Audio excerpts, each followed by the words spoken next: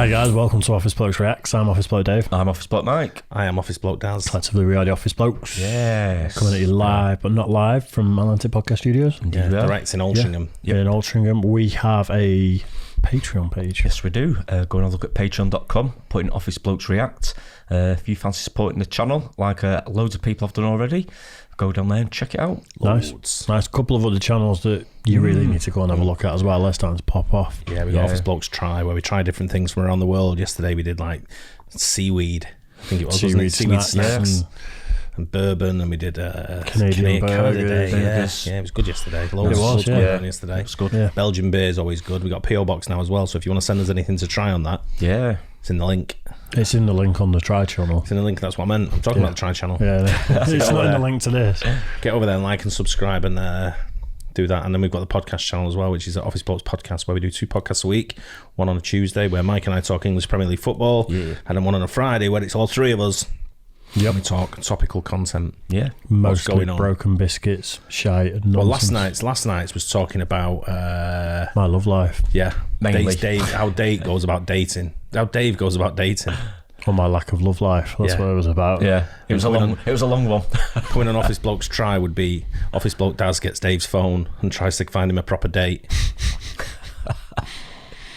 Anyway, and also it's worth mentioning we're almost on 100k subs on this channel, so subscribe, please, share the shit out of it, please. Let's get us to 100k. And you might win something. Let's do it. Yeah, we want one of those plaques, don't we?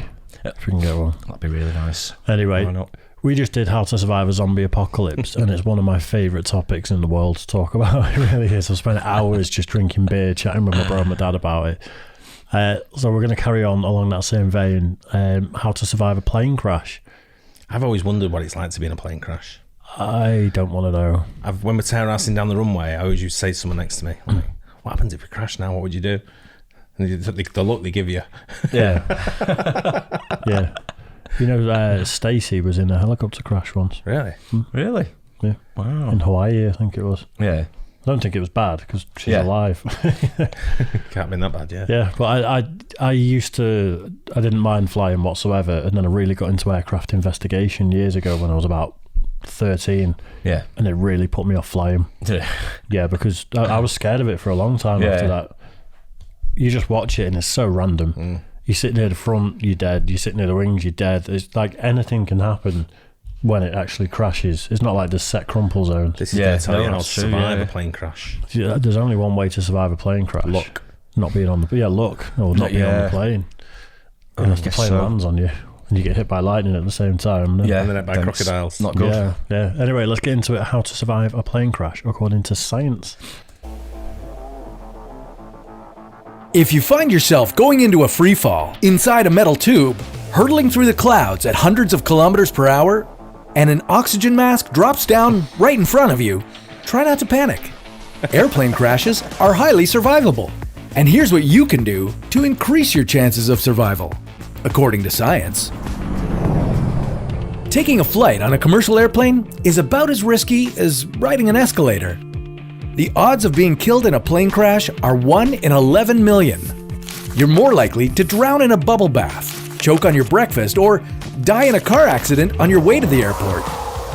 Yet, we can all feel a little nervous when 1 in 5,000 for dying in a car crash. That's a bit high, that, isn't it? A lot of car accidents. Surely. 1 in 3,000. I know, but to die in one, I mean, I could see how you could have an accident, but I mean, to die in one, I mean, is it that high? Can't possibly be that high. Worldwide, isn't it? I mean, the odds against in a plane crash are pretty good, though, aren't they? Have you ever drove in like India or in China? Well, I was going to say, yeah, probably a bit testing over there, couldn't they? a car accident on your way to the airport. Yet, we can all feel a little nervous when stepping on a plane. What do you do with this yellow mask if it suddenly drops from the ceiling? Where do you run to in an emergency evacuation? And where is the safest place on the plane? Here are 6 things you can do to survive a plane crash. Number 1. Dress as if you'll have to run away from a fire. An emergency. Isn't it funny when you go to the airport how you see people dressed? Yeah. Whenever I travel, I just travel like I am now. People are jeans, trainers. People are on holiday in Spain already, aren't they? At Manchester Airport. As soon as you get to the airport, freezing. you're on holiday without a doubt. Absolutely despise airports. If I never see another airport in my life, I'm fine with that. I'm with you. I'm not keen all on right that at all. And the quickest thing I always pay for the extra, so like, so if we can get business class, I'll get through to pay. Even if you pay like to go priority pass, and you go through the priority things, I always pay. Let's go for that. Yeah. It might cost me 15 quid or whatever. I don't give a shit how much it is. I'm paying to get through, and then get out the other side and get in a lounge where I can sit down, have a beer, and something ready for my flight. And then I'm right last minute. That's when I'm going. Yeah. I want to be last one on the plane. With you on that, definitely. Yeah. No queuing, because people just say, we're now boarding rows 1 to 5. All right, so I'm on row 28, so I'm fucking starting queuing up. They're annoying. Yeah. People at airports are annoying. It's just when you bring loads of people together in any environment like that. Oh, yeah. I don't know. I've been football matches and it's not that bad. People get on the plane and the guy's like looking at his ticket, so he's got a couple of digits and a letter to look at. So he's at, say, 11A, and he's on fucking 29. He's still staring at the fucking... I'm like, mate, it's fucking 1, 2, 3, 4. It's in that order. Just... And he's got a massive bag with him, like he's moving house. You tell him, Dad. Tell him. Make sure we never get a plane on and not playing with him. And neither will your high-heeled shoes.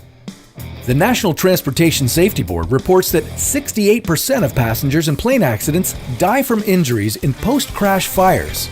So go for long pants and long-sleeved shirts. They'll protect you from flames and sharp objects. And put on lace-up shoes in case you need to run. Number 2, be wise about where your seat is. Where is the safest place to sit anyway? According to an analysis of airplane crashes by Popular Mechanics, your best bet is to sit as far back in the airplane as possible, unless the plane goes down tail first. You see, there's no such thing as the safest seat on a plane. It all really depends on the situation. Regardless of what section you're sitting in, know where the emergency exits are. That thing about doing that with your head as well, you duck your head down in between your knees and put your hands over your head. The brace position. Yeah, that's supposed to be to maybe an urban myth, I don't know what, but to protect your teeth, isn't it, for the dental records? I don't know. It's not going to help you. No idea. It's not going to help you survive in any way. It's just your teeth are intact, so they can identify the body. I always wonder why they turn the lights off and leave, and the blinds have to be up. But I'm guessing if it's a crash, then they can see in. Yeah. Is that maybe that's what it's for? Probably will be. Yeah. Probably is. I can think what it's for. I always thought there was maybe some fireproof properties in the little blind that comes down, but I might have been overthinking it a little bit. No, I'm thinking it's put them up visibility. So you can see visibility. Makes sense, yeah. And I always, I remember being on a plane once, and it was like like a holiday plane, and they're the worst of the lot, aren't they? They don't want to fucking charter. The charter flights, yeah. And I remember gone up, took off 38,000 feet, and the woman wants to have a look out the window. Mate, sun's beaming right in my face. You can't see it. There's nothing to see. Just shut the blind. So I shut it, and she opened it again. So I'm right, now we've got a problem. Yeah. Now this is going off. Were you sat next to the window? I was next. Well, it was like one of them that was in between the back of her seat and my seat. Was in front of my seat. Yeah. But it was right in my eye. I went, the sun's shining in. Should I want to see out the window? I went, what are you looking for? I'll tell you if I can see it, and then we'll shut the window.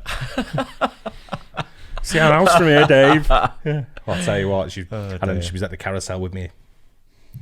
People can't do that with me on a plane because I get stressed when I fly. So if someone wants to start fucking with me, I'm going to go off. You just go. It's one of the only environments where I'm pretty patient. You can't move. They can't get off the plane. Yeah, I'm pretty relaxed, as you know, most of the time. But if I'm on a plane and someone starts winding me up, I'm ready to get go. A bit stressed. I want to kill people. Yeah. Anyway. You get on the plane, count the rows to the closest one so that you can find it, even if the cabin is filled with smoke. Number 3, stay awake during takeoff and landing. The first 3 minutes after takeoff and the 8 minutes before landing are the most accident-prone times of the entire flight. Make sure to keep your shoes on, your seatbelt fastened, and your tray table up. Put your carry-on items under the seat in front of you. You know why? To keep your legs from going under the seat and getting broken. And pay attention to the emergency instructions, even if you've been on a plane many times before. Not all planes are the same. Do you ever do that? The cabin crew are giving the instructions and they say, everyone pay attention. Right? I always pay attention no matter what. And I just stare at her. Like proper creepy, just like... And they're giving I bet they love you, don't they? And I could say, you know, because they're always stood right in front of you. Like, put your hand up. Like, they know that they're just like, just staring at me. Well, but they've asked me to. Where's your back exits again? Later. Oh, I love it. Number 4. If you do get in a crash, try not to panic. The first 90 seconds of a plane crash are the most important. Many people get so nervous they forget how to unbuckle their seatbelt. Listen carefully to the instructions, but don't just sit through the disaster waiting for orders if they're not coming. The first thing you should do is to prepare for impact. Bend over, grab your legs behind your knees, and keep your head down. In the worst case scenario, the cabin will experience sudden pressure loss and oxygen deficiency. You'll only have about 10 seconds before you go unconscious. So if you see the oxygen masks drop down, put one on yourself first. Only then should you try to help someone else. Number 5, save yourself, not your possessions. If you get to evacuate from the plane, do it as quickly as possible. Don't try to get your carry-on. Did we react to a video, or did I watch it with someone else recently where a load of people died? There was a plane crash, and because so many people were going back to get their luggage, the people that couldn't get off the plane burnt to death and succumbed to the smoke. It wasn't us. I don't remember. I think it's something we've seen. I think it's something we reacted to. Yeah, going back, I remember that. A couple of months ago, at least. I'm not sure what the actual video was about in general, but we've definitely seen something like that. Yeah. I've never been evacuated off a plane. Have you ever been on a plane where the oxygen masks come down? No. You just crap yourself, wouldn't you, if something like that happened? But, I don't know. It's, I mean, like you say, the likelihood of being in a plane crash is very, very minimal. It's all psychological, isn't it? I think, flying. It's a control thing. The only thing, I always keep my seatbelt on because I remember one time I was on a flight and the plane dropped massively in turbulence, and the girl next to me, she was laid down, and she went up out of the seat and hit the cabin, the overhead cabin. Yeah. Wow. She hit that and landed it back in the aisle. I jumped, but I had my seatbelt still on. Wow. She hurt. I don't know. I was like, what the fuck? I've only been on seatbelt on. Did the little curtains. Put my blind up. See ya. I'd only been on short flights, but I always do that as well, just in case. Yeah. Keep your seatbelt on. Why not? I mean, you're not moving anywhere in your chair anyway, so I always take it off. If you hit a bit of turbulence. But I wrote to the airline and asked them how far we dropped, because it must have been real big for that to happen. It was a massive drop. Yeah. I just wondered how. They never got back to me. Keep your nose out. Probably not even going to acknowledge it, are they? Bet they thought, where's blame as a claim here, didn't they? No, just ignored it. It's a control thing with me, though. When I'm on a boat, I can swim. Even if you're in the Atlantic and it's -degrees, you feel like even if you hit the water, you're going to freeze to death. Or you can die. Or you can get a lifeboat and it'll bob along and...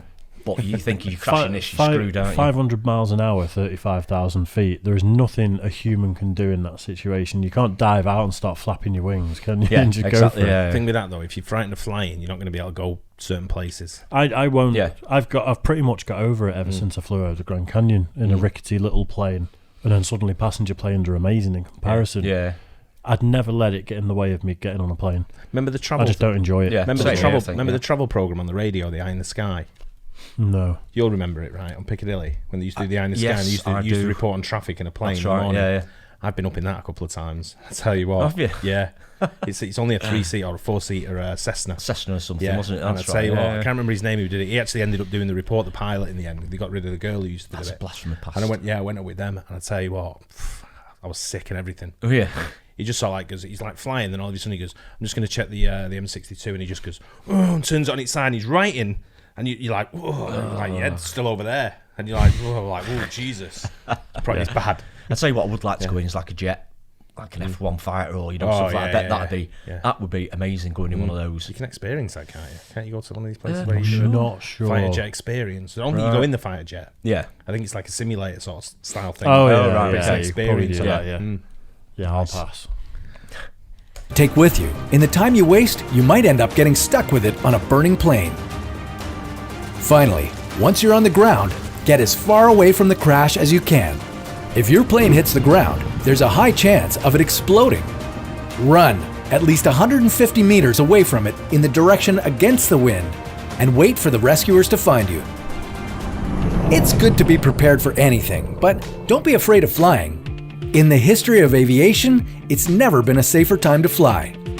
Commercial aviation averages less than 500 fatalities per year worldwide. Among planes that do get into accidents, over 95% of the passengers get out of them alive. Personally, I try to think of turbulence like bumps on the road. Helps with my flying anxiety.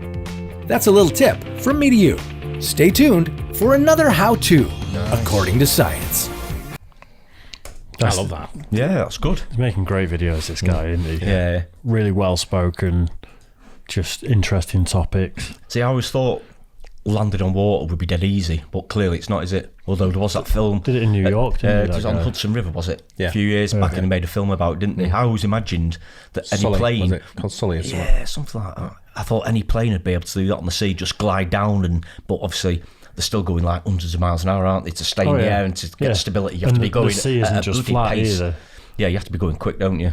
In all the aviation stories, I mean, I follow quite interested in aviation because, like I say, it was a job for a while as well. Yeah.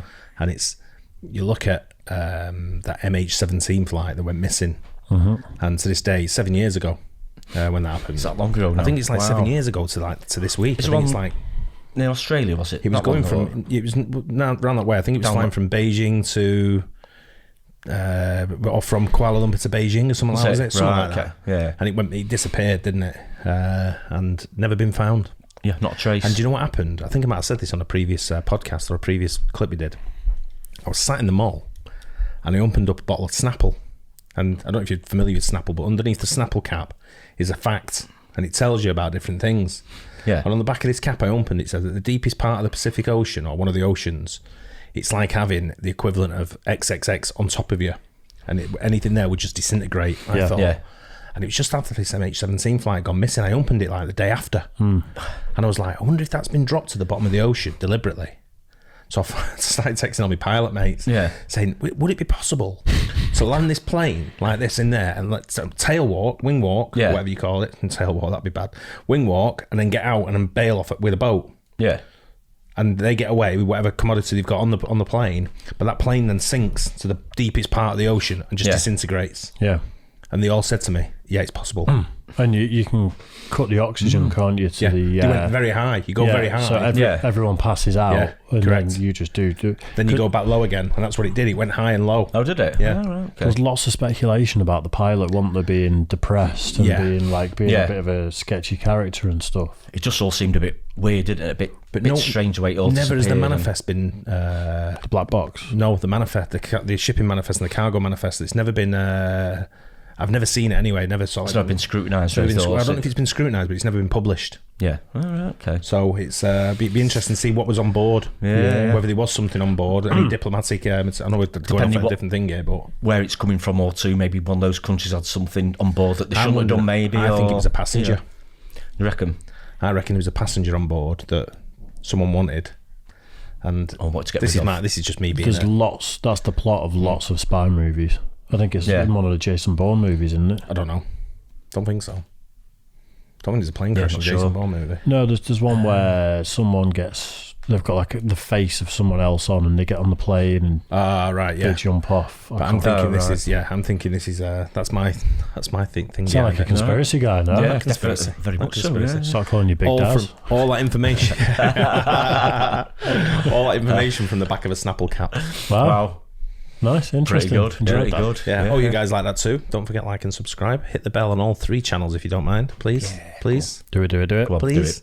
Thank you. I'll catch you on the next one. Cheers, guys.